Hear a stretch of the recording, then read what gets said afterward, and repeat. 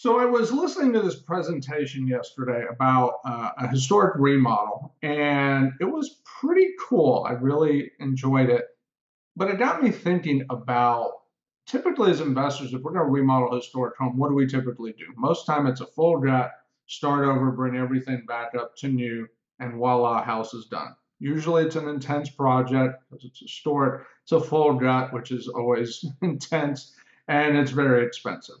But another level of intensity is if you take on a true historic restoration, meaning you're not going to gut the house. You might gut little pieces of it, but you're going to do everything you can to keep some of the original elements, as many as possible, and then bring the new into it. And now you've got to commingle that in such a way to where the finished look of the project is seamless, yet it retains all of those original qualities, charms, ornamentations, and so forth.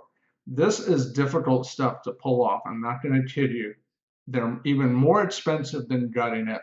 You really have an eye for the details because they matter. And there's a lot of them in these homes. And if you can keep them, it's amazing the people that are looking at these things, what they'll pay attention to. Things that you typically wouldn't even pay attention to. It's like, oh, I really love this little touch, or I really love this.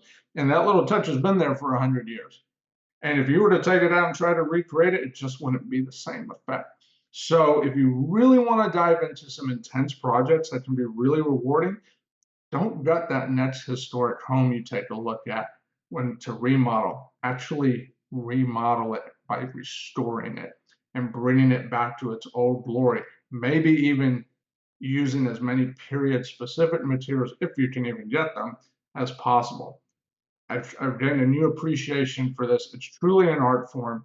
It can truly be rewarding, but plan accordingly, buy at the right price accordingly so that the deal still makes sense. Okay, don't lose track of the fundamentals. The deal still has to make sense. So, historic restorations could be something you'll enjoy. Dive in and see what happens.